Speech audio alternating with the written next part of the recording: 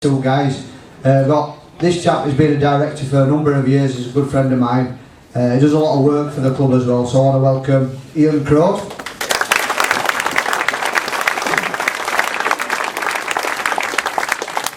And I remember probably a couple of years ago we had a chat, we met Tony, and we were very impressed with how he was, really, a very successful businessman.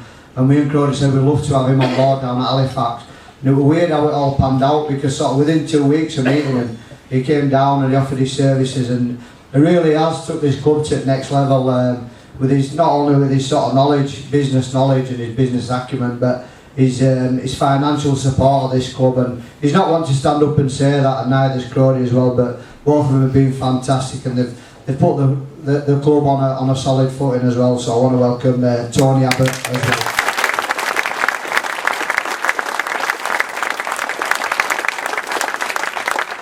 Tony, I'll start with you first of all. What was it that made you want to get involved in the club? Obviously, you're a bit of a cockney boy. You wouldn't expect someone like you to come along to a rugby league club like us. You know, I've said time and time again, it's the foundation of what the club's all about, really. You know, you've only got to go back and look at the history, and I don't know if anyone has heard the tale. You know, we went down to the Challenge Cup final, myself and my lad last year. We sat in some seats, there was no one around us. And we looked round the perimeter of the stadium. You know, Halifax came up, I think, 3 or 4 times as winners, and I looked at him and I just said, that's where we have to get back to. You know, what would we give to see that again? So, you know, that's one of the reasons I'm involved. You know, I've got a great passion for this place now. You know, it's part of my life, and I'm not going to stop until we get to what I want to achieve, and we need to do that.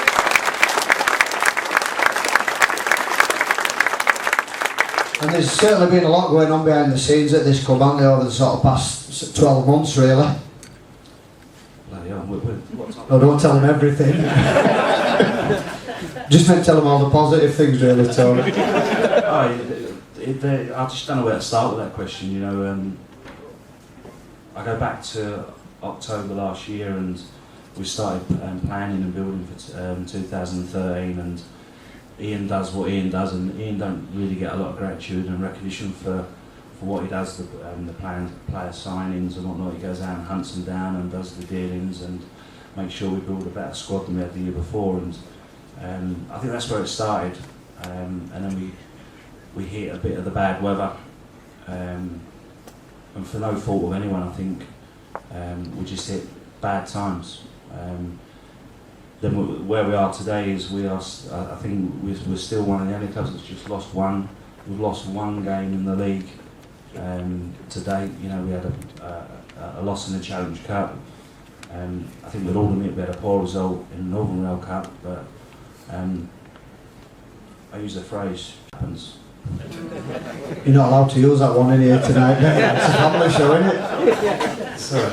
You know, anyone that does get to know me, I really do wear my heart on my sleeve, and I just say things how things are, and there's no holding back, really. But yeah, we're in a great position, and we're looking forward to the remaining of 2013. And you know, tonight's all about getting the supporters behind us, understanding what we're doing, understanding what the plans are for the future, and where we take this club forward. And I think we spoke often, Tony, with Crowley as well, about our fans, and I think our fans showed what they're like a few months ago when it was snowing, and there was no way that Dewsbury game were going to go ahead with it, and all the fans came down and cleared the pitch. That were pretty amazing. Yeah, I remember sat at work, and you know, the financial position that any club, not just Halifax, but any club, is so important to get games on. And I remember sat there at 9 o'clock in the morning, and I got a phone call, but it was actually from Mike Riley saying, you know, we've probably got no chance of getting this game on. And before we looked round, we had supporters down here. We sent a message out asking for you guys to come down and help. I think I sent down 30 people from Reactive to come down and clear the snow, and yeah, the game went ahead.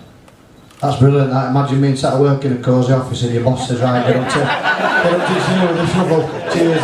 He won boss of the year, this bloke as well. But I'm going to bring Crowley in now. I just want to sort of focus on some of the positive things that's happened at the club. When we welcomed Melbourne Storm down here, that was a pretty special evening as well. tried to get them to play a game, which would have been even more special, but just the fact that they came down here, and I think we counted about 600 fans coming to watch a training session. I mean, some clubs in the game don't get that on match days. And, you know, the Modern Storm team, fully professional, what a great set of athletes. And after the game, we had a fantastic meal arranged, which cost an absolute fortune. And they didn't turn up because they were outside swapping shirts, signing autographs for the kids, and they didn't leave until the last child left, which, you know, these are the Manchester United of the rugby world. You wouldn't see that in football, and that just shows what rugby's all about. It's about a family, and it's great to see. Not sure about that link to Man U. I'm not a big fan of them myself. I don't know if anyone else is really. Yeah, Tottenham, Tottenham. A couple of numpties on this table. I didn't expect no less really. But we don't speak about our fans and the supporters trust what they do for this club. It really can't be overstated, can it? There's the financial support. I think it's fair to say we wouldn't have Martin Gonzalez as under 20s if it weren't for our supporters trust. They do some fantastic things. The Sports Trust I have over the past 3 years, the numbers, I may get this wrong, but it's certainly in excess of £30,000, and that's from volunteers and people like yourself digging deep and fundraising. And you're right, you know, Martin Gonzalez is doing a great job with Jim Gannon to develop the stars of the future, because every club needs the youth to come through, because you can't keep signing players on big contracts. You need to have a conveyor belt. And we took a crazy decision in some people's eyes, but in our eyes we believe that developing our own players is the future. We're not getting any assistance from the Rugby League, we're not getting any funding.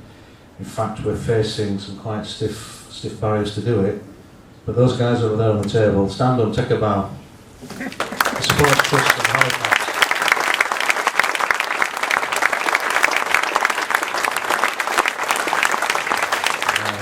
Martin's going to come on and say a few words about the under-19s that we've got now, but without those people there, we simply wouldn't have any kind of structure below the first team.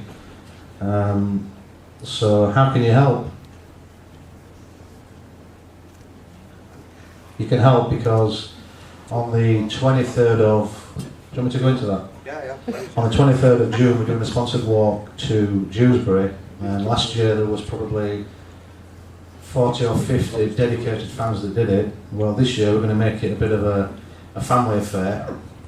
And the directors' wives, children, Beth, players that are not playing, we're all going to do it, because we all feel that we need to be we're all part of one family.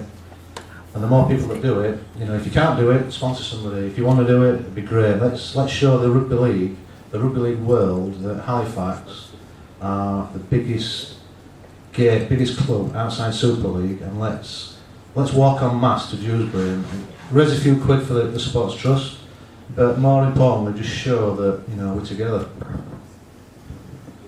I do it myself, but it's a bit of a dumpish, Jules, really. If you know somewhere else and I do it, Manchester or something, that's quite nice. But it'd be great to see you two on that walk. Do you think that's probably a wise idea with Crowley with his age and that, Tony? And you won't be looking forward to do that, either. You won't even walk up steps, he always gets lift when he comes to Shay. It's quite funny really, because my lad's down at Siddle playing, and he's got a huge game on the 23rd of June, so thanks Pete for letting him know that I probably won't be there until late on. But yeah, we're going to do it. We've got to show the Rugby League world that Halifax are a group of people that want to support the club and take the club to the next level. And that's quite an important statement really, and it's one I don't know if anyone else has picked up on, but certainly over the last 18 months since Cole's been involved in the club, he's started using words like group. It's not him, us, it's the group, all of us. And I think some of the statements we're going to talk about tonight, without us all being part of it, we're just not going to be able to do it. You know, we've got to all do it together as a group. Absolutely, yeah. I think that, I mean, personally, I think that's fantastic. The director's going to help out with the supporters going on the walk. Well done, guys. Give them a round of applause.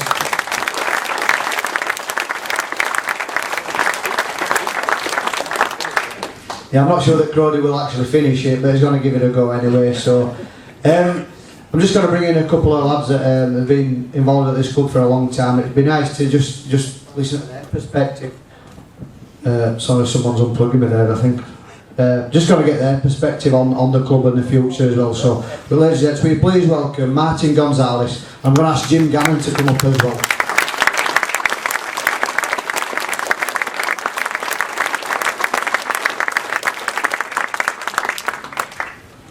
Martin, thanks for coming up. Martin, how long have you been involved in club now? It's certainly been a long time. You can look a bit happier about it as well, you know what I mean? 2000 we started, so 13 years now.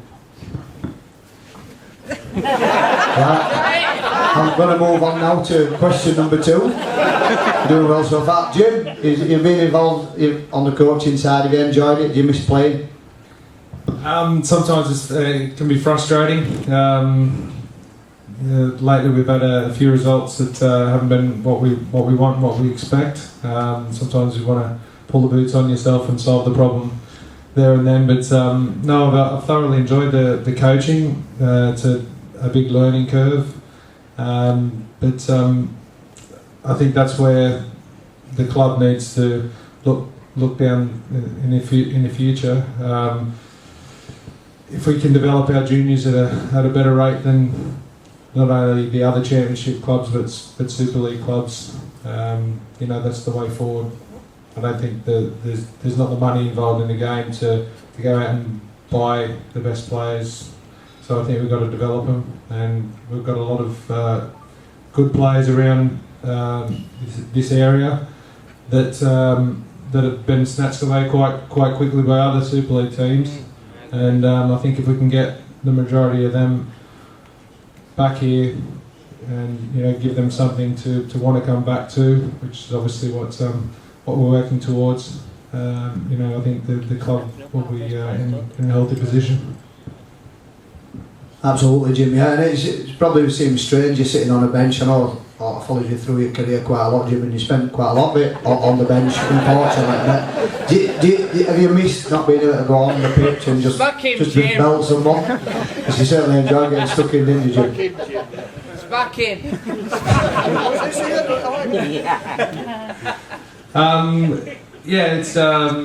It can be frustrating, and when I first started, I was happy to be retired. I didn't miss it, but to be honest, the last few months it's starting to think about it. But I enjoy my time playing. I don't think the body could handle it anymore playing on. But hopefully the coaching will be the way forward for me. He knows I'm only joking, does Jim? I'm good friends with him, but we're a fantastic player for us as well. He's great to see him tonight. Man in the under-20s, you've had a tough season, but lots of positives to come out of it. You look at the guys over there, some fantastic players coming through. Yeah, look, what we decided to do, and this was in conjunction with Karl and Greenie and everybody, was we've got a team here that's predominantly an under-19s team playing under-20s. But the way that the rules are set this year is it's under-20s with 2 overage players unless you agree to something different between the 2 clubs. So when we play Featherstone, we just play under-23s rules against them. So our blokes are giving away 3-4 years per man normally against everybody we play. So we know physically they're going to be struggling a little bit against older blokes, and it's about challenging them, teaching them and making them aspire to get to the next level. That's what youth development's all about. We've got high standards, to be fair. They haven't met them yet, and Jerry and myself have made them know that what they've served up lately hasn't been good enough. But again, that's part of the learning process, understanding what they need to achieve, what level they've got to get to, and then pushing on. But there is a heap of talent there. You've got people like Davo, Freddie, Keith Holden, Miles Fairbank training regularly with the first team. You've got people over there, Niall Barrett, Brent Taylor, who did pre-season with the first team and will be hoping to do likewise, and you've other blokes over there that are also wanting contracts. So that it is a pathway, it is a development structure. There's a lot of change going to happen in the game in the next couple of seasons. Obviously at first team level, which the directors will know more about. There's also stuff happening at youth level. I'm not at liberty to tell you anything about it. It's not been agreed and all this, and I can't go into detail. But some of which I agree with, some of which I don't particularly agree with, but that's life. What I can say is, Lee Greenwood and myself have actually had meetings with people from the RFL about what can we do to underpin this group. You know, having a 19s is all well and good, but how do you find the players for a 19s? Where do you get the access to players at a younger age and make sure that by the time they come they can tackle, because this lot can't tackle for life, innit? So we need to find that and teach those lads at a younger age so that when they come we've got players that know what's expected. There are proposals in place where we might be able to do something around that, but we can't do anything without the support of you guys, because it costs money.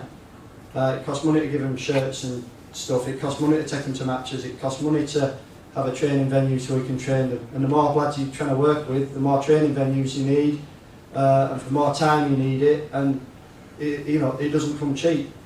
And the supporters trust that are sat over there, we wouldn't exist without them. End of story, we would not exist without them. As Ian said, we don't get no help from Rugby League, we don't get no help from anybody. If you guys don't back us, it will die. If that dies, we're relying on buying in players that nobody else wants, and they always want big money, and we'll ultimately die. We're only going to survive if we can produce our own, and they can provide competition to first team players, and actually become our first team players. That's what we want. There's blokes in this room here who should be hoping to be first team players in 18 months' time, and we believe they've got enough ability to do it if they frame themselves. But we can't do it without your support, and one of the other ways that you can help is duty sponsored walks and all this like that. Become a member of the trust. Become a member of the trust and put money into that trust for your membership fee. Have a voice, have a say, challenge us if we ain't doing a good enough job. Tell us it ain't good enough, that's fine. We're here to be challenged because we're challenging these youngsters. But that's going to protect and preserve the future of this club and give us an opportunity to do something. So if you go over to that table at some stage tonight, sign yourself up if you're not already a member, and help them out, because the money they raise pays for all of this. Without them, it will simply die. We're sourcing the best talent though from around this region. It's also the best talent you can afford to get in. So the more money you give us, the better chance we've got. I'll tell you straight. They're all got Wigan and St Helens. Well, the minimum contract. The minimum contract for an academy kid at Wigan and St Helens is £3,000. That's probably more than half our first teams on. So you give us enough grass and we'll go get the best kids. There you go. There's some great teams around here, local teams, you know. But you've got to give them the pathway, and we can't give them the pathway unless we've got the finance to do it. So you give them money to the supporters trust, and if we've got enough cash to go and sign the players, we'll do it.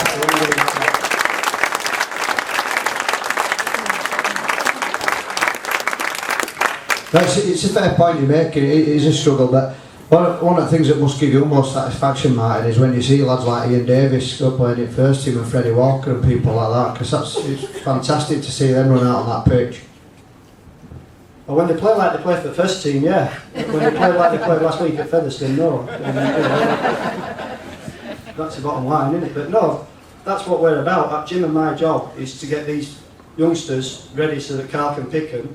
And of course, that's what we get a buzz out of when they get called up to train with the first team and do well, or get a chance to play and actually perform. Freddie had a great game, didn't he, in the match down here, and tore it up. He's got some talent, and that's what we're about. Is trying to nurture that talent, give them the opportunity, show them what they need to do, teach them the right habits, and then it's down to them. And when they get that opportunity, they've got to take it. And as you quite rightly said, look, it's a hotbed of rugby league, and there's a heap of talent in this town. And look, I've done this 13 years, and it's so destroying to see it go elsewhere. But the financial reality is, we're not in a position, either with the first team where they're playing at Super League, and financially, to offer what the best kids in this town would be looking for realistically. That's just the honest truth. You know, I can tell you that this lad signed at 16 from this town, whose first contract is $12,000 a year. I'm not going to name him, but I can tell you that for a fact. Yeah? We can't live with that. That would be top paid player at a club near us, damn it. We're not in that world at this moment in time, but we can build towards that world, and the better structures we can put in place, we will attract the better quality of kid. Now, that's all well and good, but we've also got a group of lads here who've got a lot of talent. You know, these boys do have a lot of talent. We've got, I think, 9 lads who's playing for England colleges in our squad here. You know, we have players who've got some ability, but they are young. We're talking lads that we're giving away. You know, we consciously made that decision to go 2-3 years younger, because a lad who's 21, if he's not breaking through, probability is he's never going to break through. a lad at 18's learning, he's going to improve, he's going to get bigger, stronger, fitter, faster, and learn how to play the game a little bit better, hopefully. I'm just saying there's no players coming through from union, for juniors at the moment into first team. I don't understand that. Because it takes time. These lads are physically not ready for that yet. These lads are 18-year-old and they get bashed around. The championship is a tough competition, and the players are coming down from... Scott Murrell is a great example, who's played 10 years in Super League. You wouldn't throw a kid in up against him and expect him to be able to cope and match him just yet. We've to work towards that. We had a gap because we didn't have a team for a couple of seasons. We've had to restart in the last couple of years. So it takes time for those players to develop, nurture and grow into that position. You're starting to see it with people like Freddie, you're starting to see it with Davo, who are getting the odd run out now, and next year they're looking to cement themselves in the team on a more regular basis as they get old enough and physically mature enough. But it isn't a quick process. Youth development is not quick, and it is expensive to do. Now, we've got two choices. We can do it, or we can rely on others to do it and just sign who they don't want. I'd rather us try and keep the best kids in this town, playing for this town and playing for their own town club. That's what I'm about. But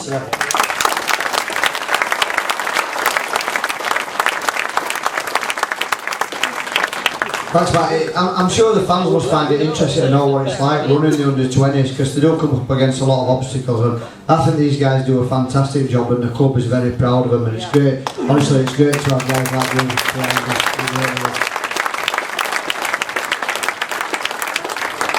And these lads as well, the future of our club, they're all over there drinking Stella. Good luck to you, we're dead proud of you as well, lads. Keep the good work up. Thanks a lot, thanks for joining us. Jim Gannon and Martin Gonzalez.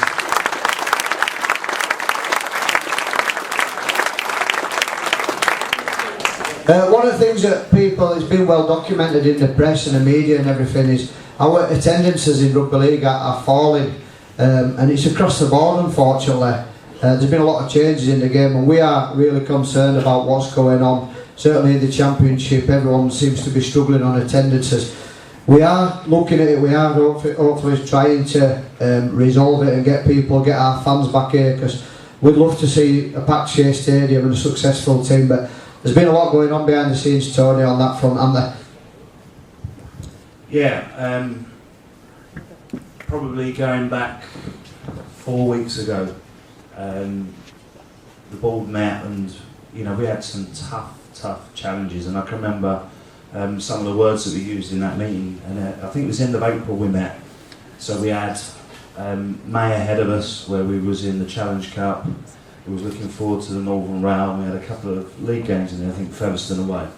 And we was planning our coppers of how we was going to pay for everything, and what we do every month, nothing new. And at the end of the meeting, I said, what about if we lost them all? I'll never forget it.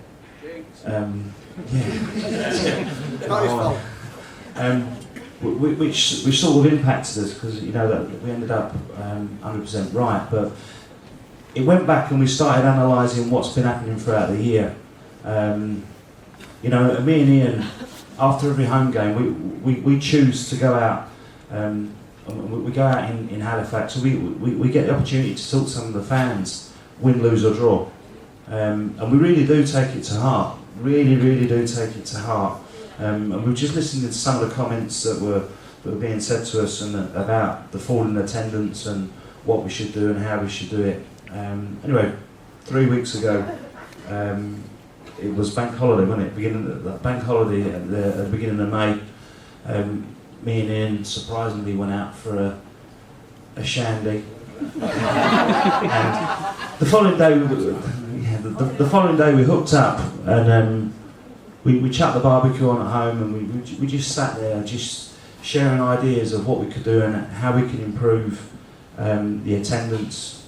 And I'm really talking to the people that I shouldn't be talking to, because the 150, 160 people in front of us now, you turn up every game, and thank you for that. It's the 400 or 500 people that don't bother turning up no more. And I'm sure once we go to the Q&A at the end of the evening, we can open it up about the kind of rugby or the football that we play down here now. And we've been described as playing boring football. I just don't get it. I don't get it. Everything that we're doing on the pitch is certainly working for us. Everything that we're doing behind the scenes, you know, the time and effort that the back office do is certainly second to none in this league for sure. So we come up with this canning idea, and I said to Ian at the time, I said, what we need to do, we need to go and do it. We'll have a big group meeting as we're doing now, and we'll launch it. And up until a week ago, this was going to be the big story. Thankfully, there's a lot more to come this evening that we'll talk about. But this is certainly the first thing that we're going to do. I was kind of surprised really at the last televised games at Dewsbury. A good pal of mine, Nobby, he mentioned this 3 times on Premier Sports, and never once did it hit any forum or anyone talk about it. You know, it was actually launched 3 weeks ago. We chose not to talk about it.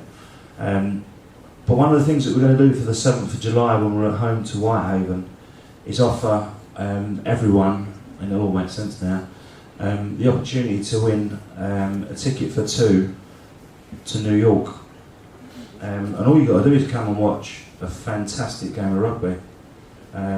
Again, I'm trying to preach to the people that I know you'll be there, and I know you'll pay your ticket money, and I know you'll turn up. It's the 400 or 500 that we've got to go and get, and between us all, we have to do that. You know, I've certainly put what my money where my mouth is, and the clubs, in fairness, has put their money where their mouth is, to go out and promote it. You know, you'll all get a letter through your doormat. Every single person in Halifax is going to get a letter about this game and what we're trying to achieve. We're just trying to come up with innovation ideas of how we can push the game forward and what we need to do. Anything you want to do? Well, it's not just Halifax. We're actually doing a mail shop with the GPO. There's 53,000 houses in Calderdale, and every single house will receive a flyer advert promoting what we're trying to do on the 7th of July, in the hope that of those 53,000 homes, that just a small percentage may decide to come down and watch a great game of rugby, but also have the opportunity to win, you know, a holiday of a lifetime, which is worth quite a lot of money, which obviously we're paying for. You know, the once when Pete first interviewed me, maybe I was a bit naive of the challenges we had in front of us, but I said at the time that we'd get 10,000 people down here. That's not this challenge. This challenge is not, we're not going to turn a crowd and attendance of 2,000 to 10,000. That's certainly not the challenge. But what we do expect 4,000 people here. And we can't do that on our own.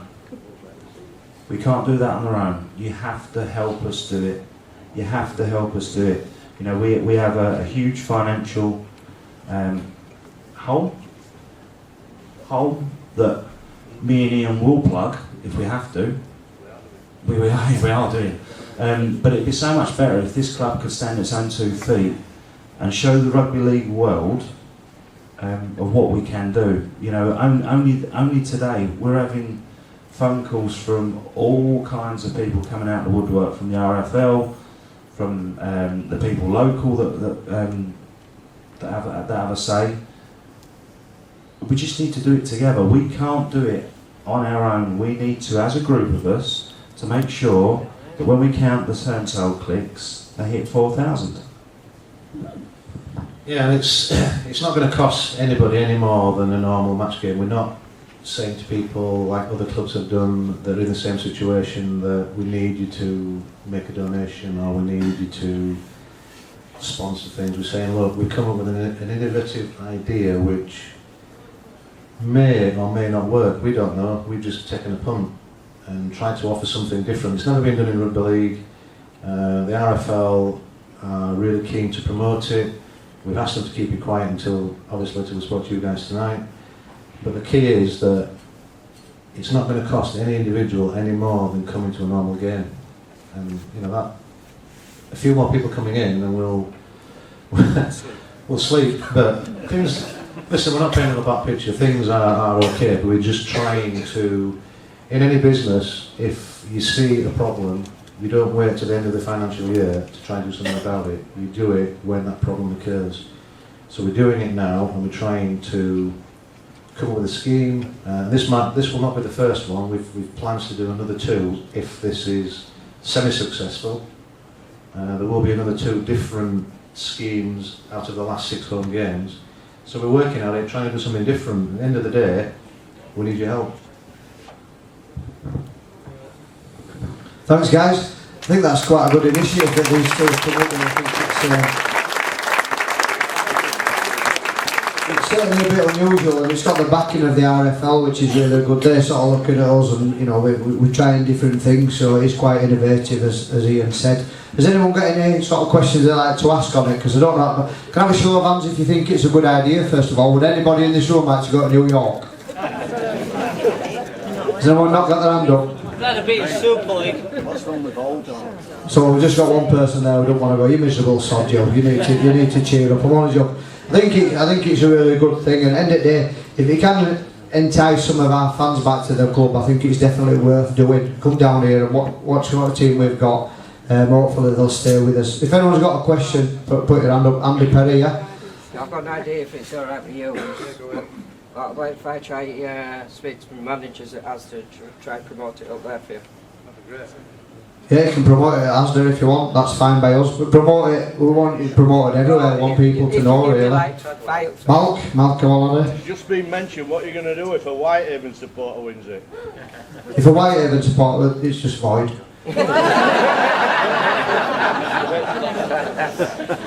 They don't let anybody go to New York if they've got 6 fingers on each hand, so that's it. If there's anyone in from Cumbria, I'm only joking, alright? That is the tagline. The tagline is start spreading the news. I mean, it's not. It says what it is. Go out there and tell people, spread the news, start spreading the news, because we need to stand up and show the big world that we don't want handouts, we don't want sympathy, we just want people on the terraces.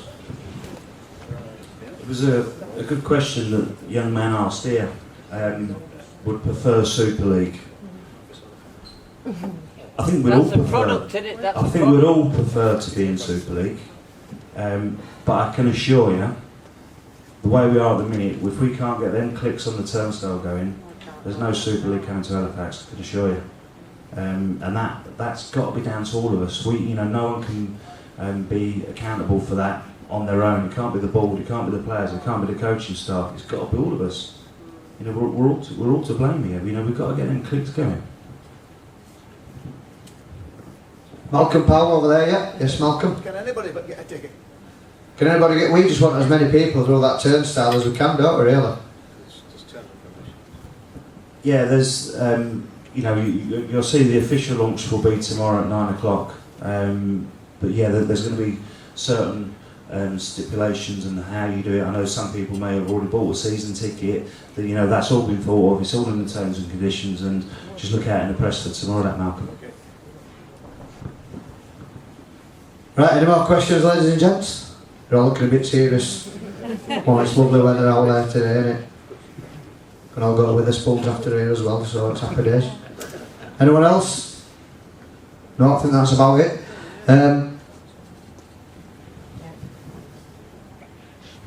So once again, I think that's fantastic what these guys have come up with, and hopefully we will get a few players back. So once again, if you can put it on together for Ian and Tony.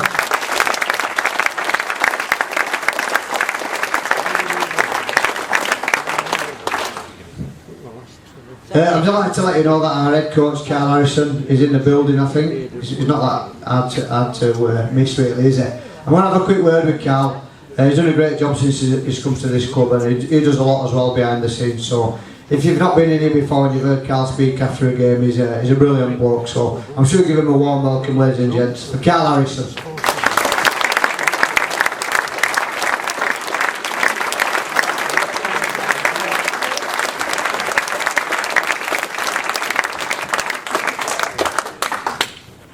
Karl, first of all, thanks for coming in, mate. It's always great to talk to you. You're looking well as well. How's things at the moment? I'm depressed. You're depressed? That's not what they want to hear out there, mate. You're told you not to tell the truth. Aren't we all? That's why we've got you all down here. We don't want anyone to be depressed.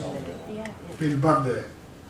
Is that just work-wise with Karl Harrison Interiors, who sells kitchens, bedrooms, if anyone's interested? I'm on 10% commission as well. I just don't think you understand what I go through today. I've got a deal with Sam Barlow every day.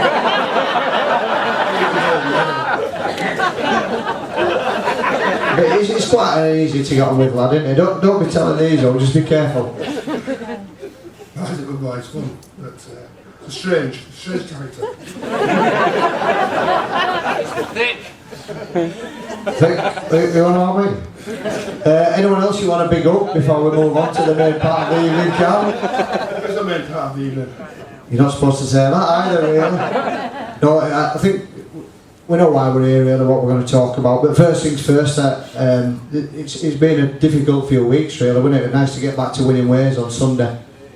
Yeah, we know we've done it tough the last month. We've had a few busted people, but we've never been too far away from getting the result. Disappointing.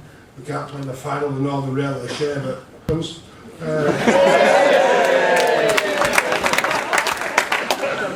go back to winning ways and a great performance on Sunday. Scored some marvellous strides. Obviously, one reason why we're here, there's been a lot of speculation in the press, on the forums, everything really, about some players down here, a lot of speculation about one in particular who may be going to Super League. A lot of people have been asking me, I've had so many texts and messages, it's been unbelievable really. And I'm absolutely delighted really why we've got here, because one of them is not going anywhere, is he? Unfortunately, Sam Barlow is staying. Get rid! For the time being. But no, we do have a lot of clubs after some of our star players, don't we? Especially Super League clubs as well. Yeah, we do. We know we've got some real high-class performers at this level, and the guy who's committed today, I'm really proud he had Super League offers for next season, and he's chosen us instead of them and signed, I won't say an improved deal, but an extended deal, so I'm real pleased that Scott Murrell has signed the contract.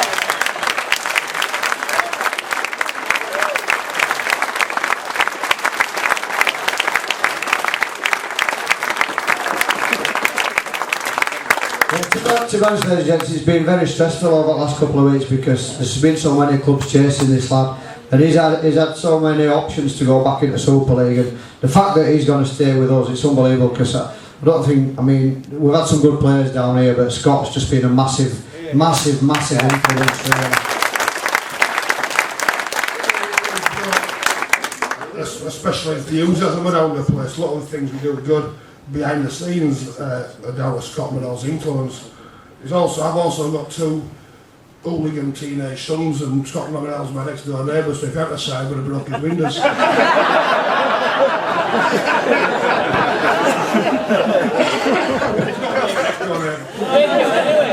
But on a serious note, I mean, the buzz around the club when we found out he's committing to us, and like you say, he's not doing it for more money or anything. It sort of kind of speaks volumes for how he's fitted in at this club and how he's enjoying life at Halifax as well. Yeah, we couldn't offer him the highlight of Super League at the moment. What we could offer him was security of a long-term contract. His family really enjoy it here, his wife's really happy here, his kids love it. And he's committed and taken the Super League clause out of his contract. He's fully committed behind this club and organisation.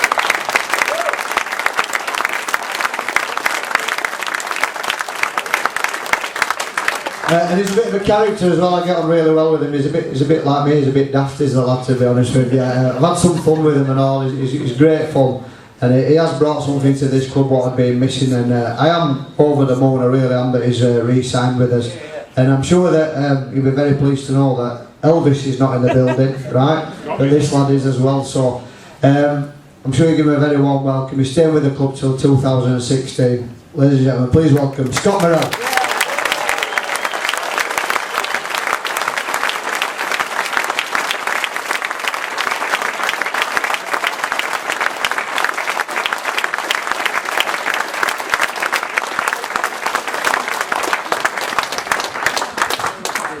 Scott, first of all, congratulations on your extended contract with the club.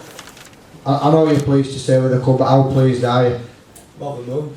Obviously, I had a few clubs after me, and I told the club and honest with them, and they come back to table and give me some security, and I love it at this place, and fans are great, so it's obviously no-brainer. Not about you, Cruddy. You certainly fitted into the club, Scott, and I know what you like, I know all the lads and that, and you brought like a feel-good factor to the club. Have you always been a bit of a daft lad? So that's what I always said in the school report anyway. GCSEs prove that. But what is the main reason for you wanting to stop at Halifax? If you had to sort of say why have you decided to stay? Because obviously Super League, you played a lot of Super League. Yes, obviously I just enjoy my rugby. That's the main thing. Wanting to come to work and wanting to come train and play with these great people. And me as well. It's been good to get. I keep on prompting him and setting him up, but he won't say it, will he? No, you're not bad, bloke. You're not bad. You're not bad. I can't believe you mentioned me as. But I think I'm probably going to embarrass you a bit now, but I think you kind of showed your influence really when you were off the pitch, because we have struggled over the last few weeks when you've not been available to play. Would you admit? Would you agree that you're probably the best thing since sliced bread? He's edging away from me. He does it all the time. I like sliced bread. You like bread and other things as well, don't you? Really? How big a factor was Karl Harrison in influencing you to stay with the club? I know you are quite scared of him. Yeah, it's massive, really. Last year, Karl gave me that opportunity to come play at this club, and took it with both hands, and I'm really enjoying it, and I'm in debt for him. And I think we're pretty pleased that you're going to be staying with us as well to come around this road.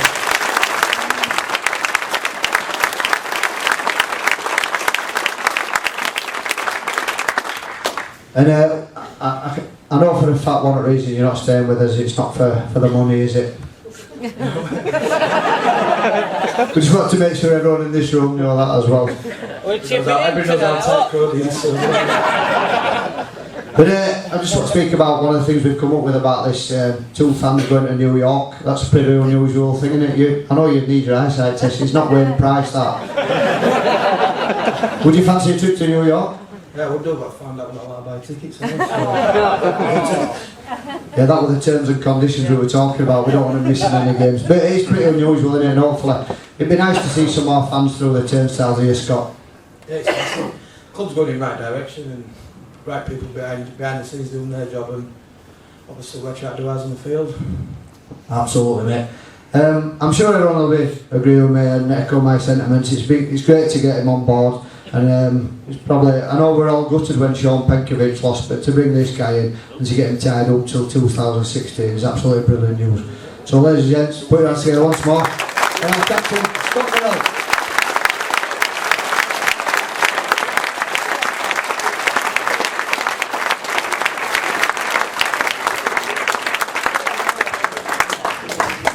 Karl's just going to finish off with a few words. He does enjoy coming in here. I think it's brilliant on match days that Karl always comes in here as well. If you're the head coach, you've got to put yourself in that position to take the waves of congratulations and the boos when you're crap. And, you know, I've got broad enough shoulders to do that. I think the fans have a right to know what is going on behind the scenes and try to be as honest as possible. Some things we can tell you, some things we can't, but I try to be as honest as possible with anybody I talk to. And I think if anyone's got an issue with that, they probably wouldn't tell you anyway, mate. I would. Yeah, you would. That's because you've been in Witherspoons all day, and that's been quite evident. You're going straight back in there.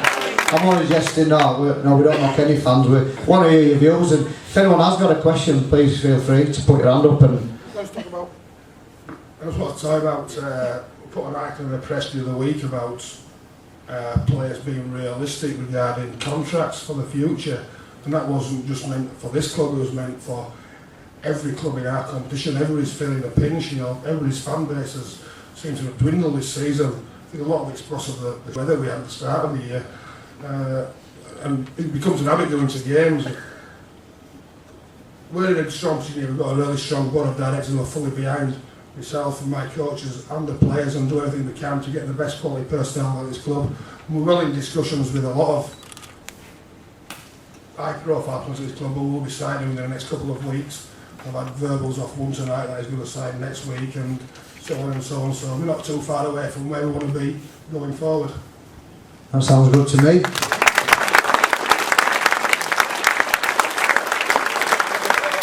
I know we've got quite a lot of questions here. Some of them are all relevant, so I'm thinking if anyone has got a question, I haven't got really time to go through them all. Actually, we've got more in than I expected.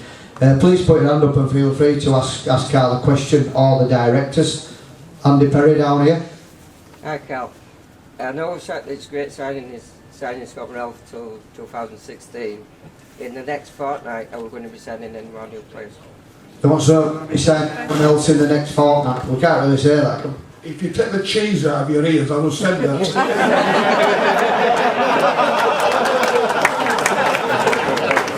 Right, I don't think anyone else dare ask a question now. I think I saw one hand go up. Or two hands on that table. We'll get to start with young lad over there, yes.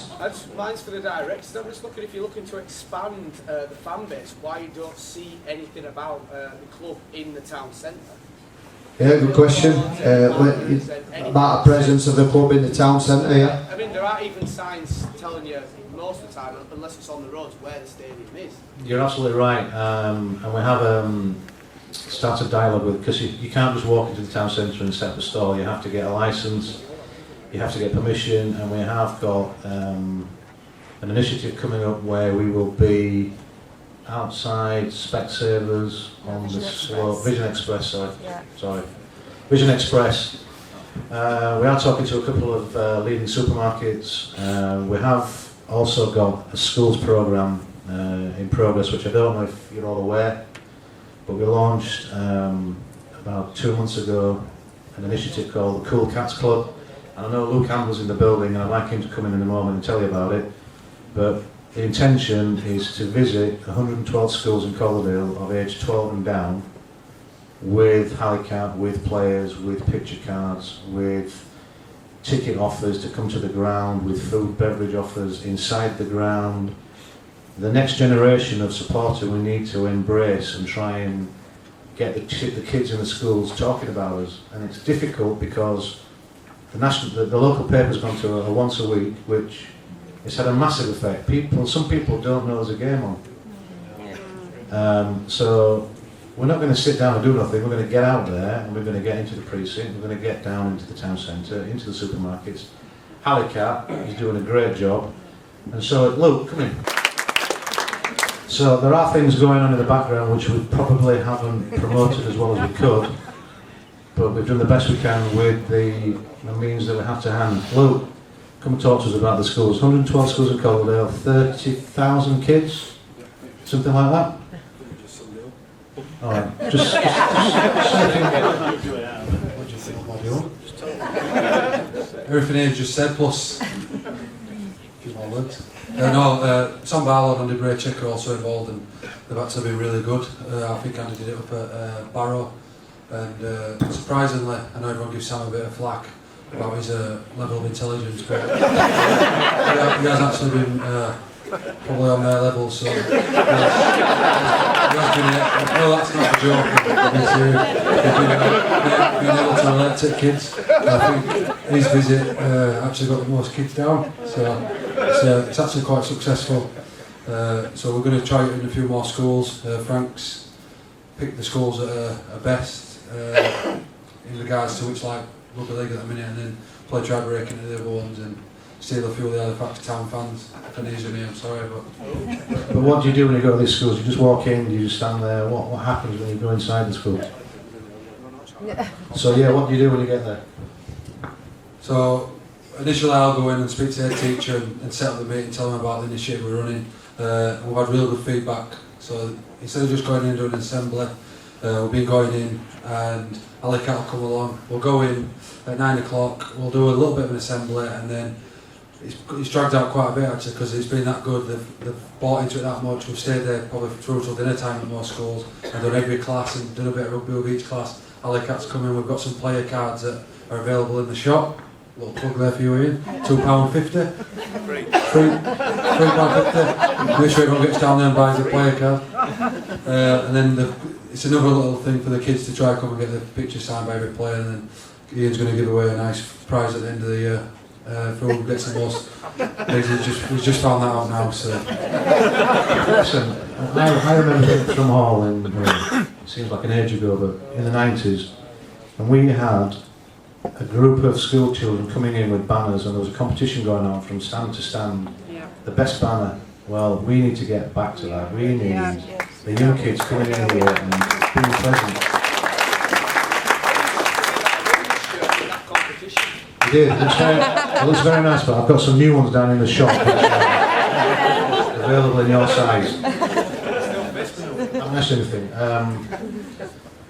do think, if this is my opinion, that but when you go on the championship, the great championship clubs, you know, like your Halifax Rovers and the Halifax and Leeds, and the big clubs in this division. You look at the crowds, the age group is 40 to 60 year old. We are losing a generation, and that is because of the Super League influx. The generation now, all I see on TV is Super League, and this club, like the other great clubs in this division, need to be really smart in what we do to try and entice them young kids to come and support teams like this, great organisations like this.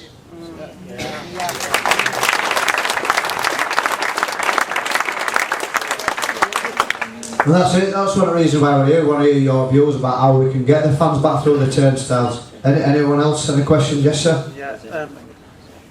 Personally, I think that the prices are too dear. I mean, £18 in this stand.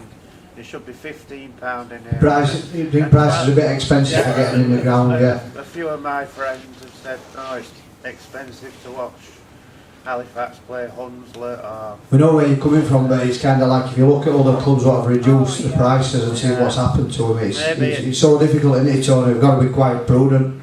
maybe if you charge more for the Featherstone, the Leeds, the Sheffield games, then the other games drop the price. You know, when we actually set the ticket prices in October before the season starts, and we spend hours and hours and hours debating: should we raise the prices? Should we lower the prices? You know, and one of the things I'm proud about, because I'm a big believer in it, and I shout for the season ticket holders, and I push that. You know, our reduction on a season ticket this year was, I think, the highest percentage in the whole championship. So if you bought a season ticket, your actual cost for per game actually went down. I appreciate what you're saying about the costs, but you know, our costs of running the club don't go down; they only go up. Now, your prices haven't gone up since I've been here, and I've been here 3 years. So I think, you know, level of inflation, was it 3 or 4%? VAT's gone up. You know, we've actually done I think a challenging job and a good job keeping them where they are. I do appreciate what you're saying though. It's just with a lot of people, you know, struggling with the recession and everything. I know what you're saying with credit crunch and bad times. Yeah, it's across the board. It's across the board in rugby league, unfortunately. Yes, Jim. I think we continue, Peter, to miss the opportunity each year. This coming Saturday, we have the Halifax Charity Gala, and we do not actually get ourselves involved enough. For a short period of time, the Trust had an involvement, but because of lack of support with interest members itself, we no longer do it. Frank Coutinho has now taken over some of that little mantle. But I think when we've got 18,000 people, possibly on a good day on Saturday, that we should have a bigger presence and possibly giving away, you know, kiddies tickets or whatever, because it's a kiddies day on Saturday. For those that can't, Jim's speaking about the Halifax Gala and how we should be there. Really, we will certainly have a presence. Yeah, you're right. Now, Frank Wooty does a great job for the club, and Frank has got a stall. Which there. He has taken it over from the Trust, right? Because there's quite a lot of money involved with the Gala franchise thing. Mm-hmm. And I arranged that Frank could take it over at no cost to Frank, because the Supporters Trust were unable, manpower-wise, to actually support it. And that is the sad part, that only Frank is now actually... No. Well, that's not true. Frank's going to be there. Frank will be supported by some players from the club. I think Halifax will be there. And I know that the stall next door to Frank is actually Nando's stall where they're giving away free spicy chicken. So it's going to be really, really busy. And we are going to take advantage of the Nando's presence and hand out flyers, leaflets and try and... But you're right, but the crux of your statement is I think we need more people on the Supporters Trust to help these guys out down here, fresh ideas, bigger numbers, and then, you know, we can all get together and we can all make it work, rather than just rely on the people that have been doing it for a long, long time. And the more numbers, the easier it gets. Just makes it a lot easier. Thanks Ian, thanks Jim as well. I'd just ask a question of Karl. How are we with our long-term injuries? Just wants to know the situation with our long-term injuries. We've certainly had a few long-term injuries as well, Karl. Most of the guys are back training now. Mick Nanning, he broke down again last week. Really feels a bit, but again. Ian Morrison, he has played a couple of games in the 20s, but he's struggling with travel. He's got a few personal issues. And to be honest, I'm trying to sort a loan deal out with him to go to York, get some game time over there for a month. Other than that, Adamson's foot trained fully tonight, Robinson's back in full training. And everybody's about fit. We had 26 train tonight, we promoted 2 guys from the 20s to train. So we had a full-on game tonight, 30v30, 26 players. So we're not too far away, which is always healthy to put competition for places for game day when it matters. Like Rob Warren said, people think it's funny, he got 5 tries last week, but we're seriously contemplating dropping him this week. The promising news here, Luke Adamson and Adam Robinson as well coming back. That's great news. Is that good question? Is that? Thank you. Anyone else? And then we're going to bring our chairman to speak about some of the changes that have been going on in the game. Gentleman over there to my left. You're on about bringing attendance up as such as kids, etc. Why don't you bring the age of kids, what it's at the moment, up to the age of 10? Give them a few shots so obviously get the taste of it, with banners, etc. And then maybe when it comes to the bigger games, then start reducing the age ranges, i.e. start charging a bit for the kids to come in. So it's going to be more of a buzz all around. When your big matches are on, you're going to have more kids. When your lower matches are on, you're going to have more kids, more of it. Yeah, totally agree with what you're saying. We do encourage children to come down to the club. I don't know if you know the situation. I'll let you Tony. Yeah, we encourage, through the schools programme, through the amateur game locally, where we actually go in and give away free season tickets. They don't have to pay.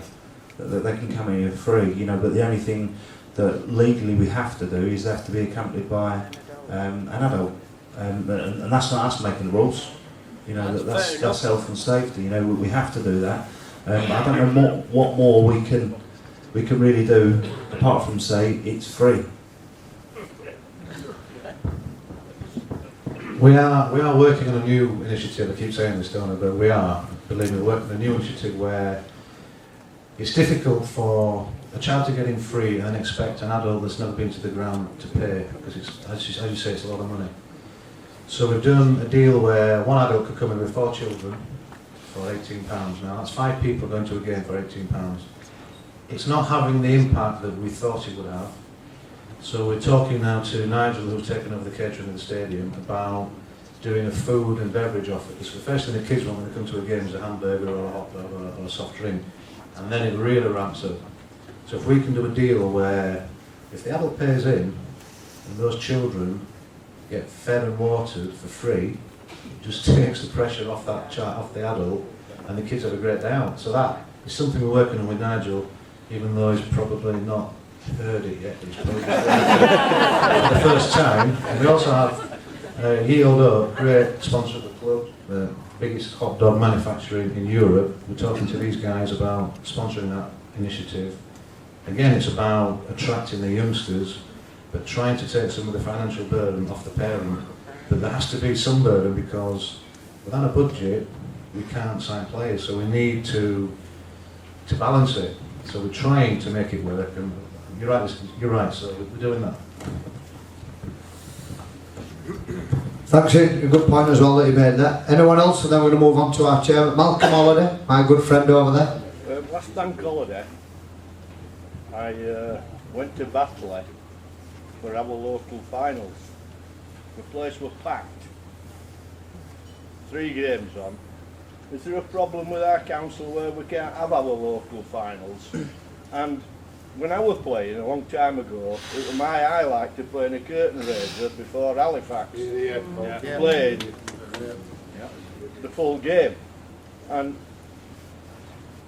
it brought the parents down, it brought the young people down. Is there a problem with the count? Do we have to pay big money to them? I mean, we don't even know our under-20s are playing down here because sometimes they have to go to Brighouse and wherever, Ogden Park or wherever.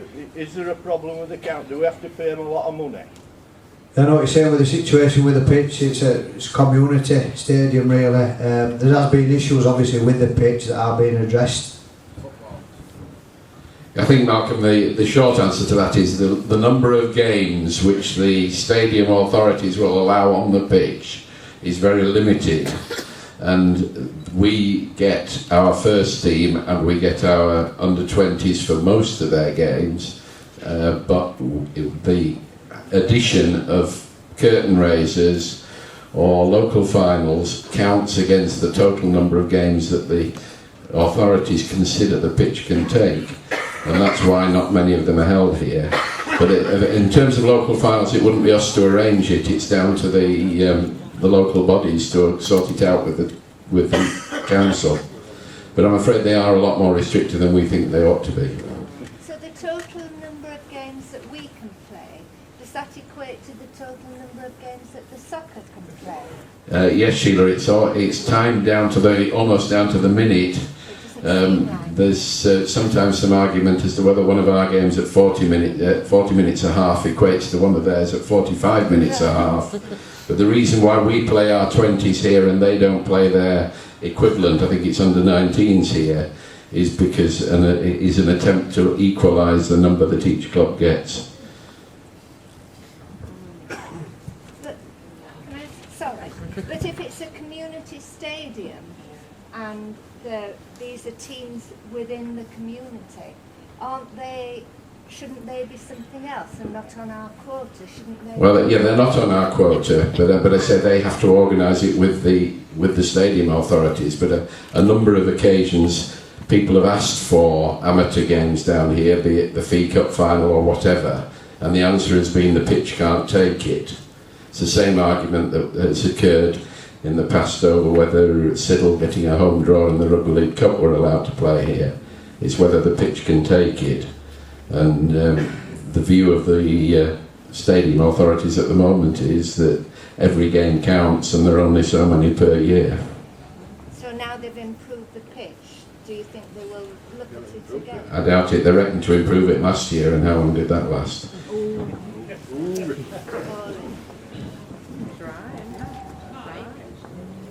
Why, if you say that the clubs are restricted for junior finals and what have you, can somebody tell us why Halifax Amateur League put all their junior cup finals down here and how many's in a couple of days? Well, I can't tell you how they organised it because I'm not responsible for the organisation, but they will have paid for it. And I dare say the rugby league clubs, if they asked for it, wouldn't have wanted to pay for it. I don't know. I can't give you a definitive answer. But of course, the position every April/May time is that they're about to dig the pitch up, so suddenly it doesn't matter anymore. And then every August, September, it's a newly laid pitch and we've got to look after it. Thanks, Michael. Right, I think we're going to move on. Thanks everyone for your questions. There's been some really good points as well. And it is nice for the fans to be able to voice their opinion as well. We're going to move on. We've got to move on now to the next part of the agenda, which is the Rugby League Clubs meeting. I know Michael it's sort of been well documented what's happening with the game.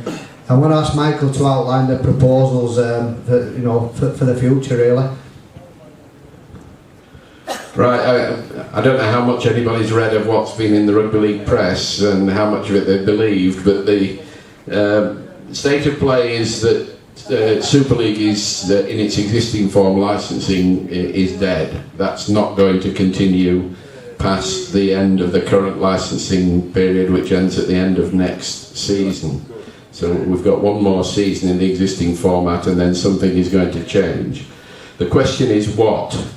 The timetable for determining what is fairly tight now. The Super League clubs are wanting to have another talk about it this month. Then there's the Rugby League AGM at the beginning of July, which will have a debate on the subject but won't decide anything, leading to further meetings of Super League in mid-July, and us as Championship clubs the week after. And there'll be an extraordinary general meeting of the Rugby League sometime in August to pass the rules to put in place whatever the game as a whole has agreed. The three proposals that are about are fairly clear. The easy ones to describe are the ones that probably aren't going to happen. That's Model B, as they call it, which is 2 divisions of 10 teams, which is a simple league format, obviously, as you will understand, with everybody in each of the 2 top divisions. There'd be Super League 1 and Super League 2. Everybody would play each other 3 times, and the ones who won at the end of the competition in Super League 2 would get promoted to Super League 1, with some rearrangement of the monies to give Super League 2 a fighting chance of surviving when they got promoted. That's the simple one. The Model C is very much like we used to have prior to 2008, with 12 in Super League and 10 in the Championship, and again with promotion and relegation.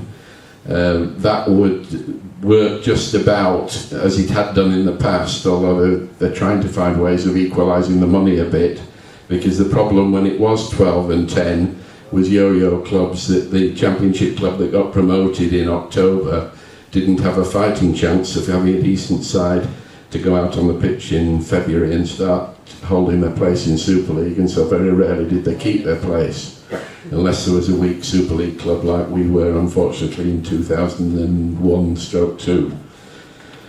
And the third proposal, which is the dramatically different one, which is the one that Sarah's helpfully put up on the board for you, and is the one which seems to be gathering weight, is this idea that we would start the season with 2 Super League or 2 top leagues of 12, and the 2 top leagues of 12 would play each other once, and in order to get over the odd numbers, that would be 5 at home, 5 away, and a magic weekend, at the end of which the top 8 would go into a league of their own, playing each other twice for the Championship. The bottom 8 of the 2 leagues of 12 would go into a league of their own, playing each other to avoid relegation down into the level below, which will be regionalised. And the middle one, which is at the moment got the title of the Tumble Dryer League, which is roughly where you might expect us to be, would be playing their 14 games with a view to the top 4 being added to the top 8, so they'd be in the top 12 next season. So that there would be... It sounds bizarre, and it's unlike anything that anybody else has tried yet, but it actually does give a ladder which would enable a club to work its way up from the very bottom to the very top. And if they get the money right, it enables clubs to go to and fro without necessarily breaking the bank all the time. And if they get the money right, it's a $64,000 question, because that's what's always gone wrong in the past. Bollocks. Well, Shite. well, I don't know that you can necessarily dismiss it just as simply with a swear word as that, but it's a different system, and it will take some explaining and some selling. But the big word, the words that would be used to sell it are that in every single game, in every single match, every single minute counts. Because whatever scores are happening are going to affect where you finish on the league table, which could affect where you are next season, and that will affect the funding of your club for next season. I'll explain it a bit better than that. Well, It doesn't make sense. It don't make sense. We were quite fortunate. We were quite fortunate when the RFL. But when the RFL thought about this, they used words like radical change to the game. We had the privilege of the first club outside Super League for them to come and share the ideas. And probably the 3 or 4 of us in the room had the opinion of that young man sat at the front there. However, how did we get that wrong? Because when you look at that, and when you look at the progression of where we are now and where we can go to in a short space of time within 2 years, it's right for us. You know, and one of the things that me and Ian were talking about before we started tonight was, this is not our club. This is the group's club. Remember the group word that we spoke about earlier? And you know, and it's as a group we've got to decide if that's right for us. We as a selective can only share our thoughts and say that it's definitely right for us, for sure. But we've all got to get behind it. You know, we can't have negative attitude like that. We just can't have it. We're not going to get anywhere with that.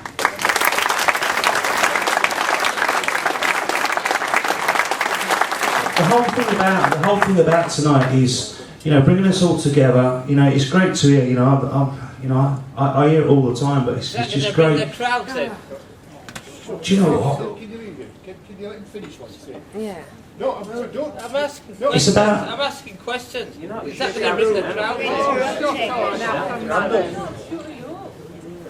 It's about tonight. You know, you hear what's going on behind the scenes. You know, I stand there with my jaw dropped every time Karl talks and about his ambition and about what's happening behind the scenes, and sometimes you've got to follow what you want out of life and what you want out of this club.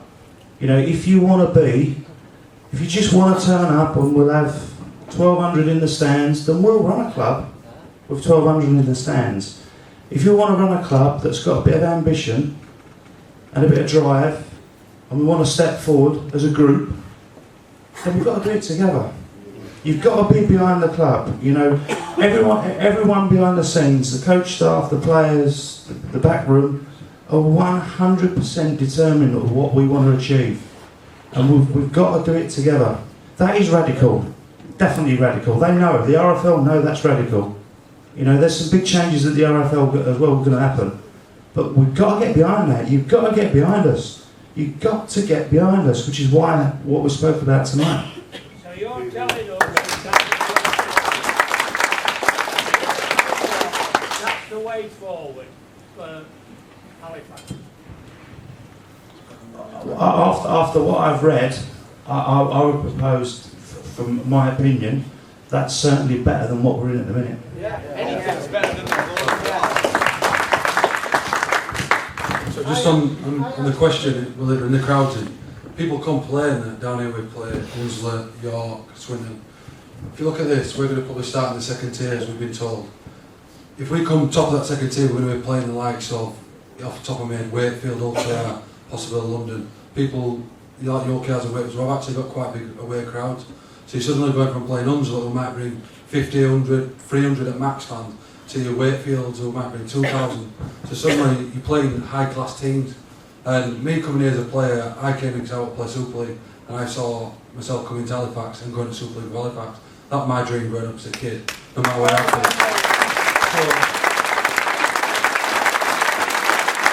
So without getting all, whatever it is, sentimental, I see this as a progression. So you say we're not going to go straight in and then try to go up and then try and match the teams of Leeds and Saints, because we're not realistic and we're not going to do that. So we're going to go in, we're going to try and match the likes of OKR, Wakefield, London, Castleford, and then when, as a group, we smash them teams, and we get to the top of that league, and then we'll try to go to the top 8, and then obviously more fans will come on board, and we're going to generate a crowd. So that's how I see it. So I think that is a good question. We've got to keep building.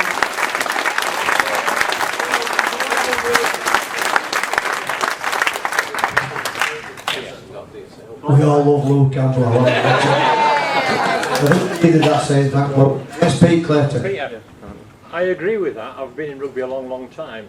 The only thing that I see against that you'll have to iron out, and we all see the same thing, is the top 12 will be on a lot bigger budget than the bottom 12.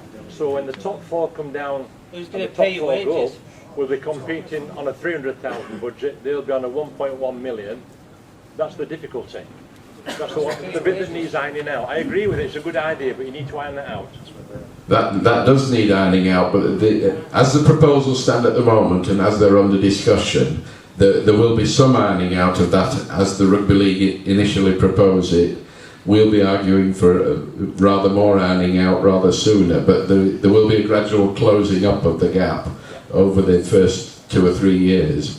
And a lot of it depends on TV money, and whilst they know how much TV money there'll be in year 1, because that's the last year of the current Sky contract, they haven't a clue how much TV money there'll be in the following years, because that depends on negotiating new TV deals. Why I hear they're only giving us 150,000 for that tier. You're wrong. I don't know where you get your numbers from. Well, that number doesn't appear anywhere in the reports.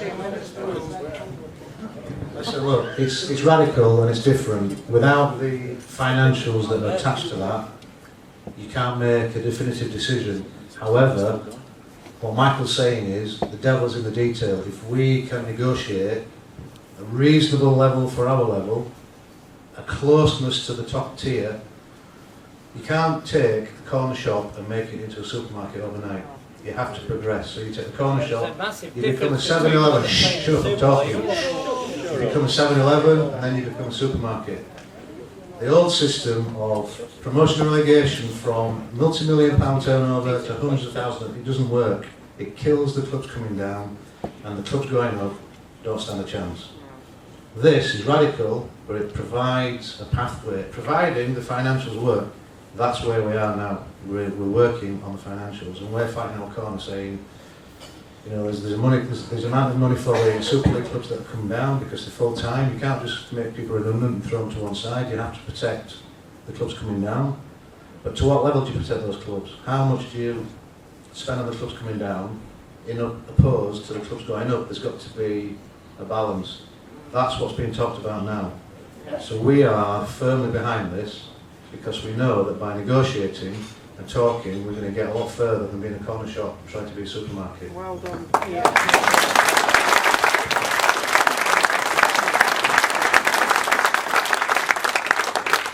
Thanks a lot. Yes, Mr.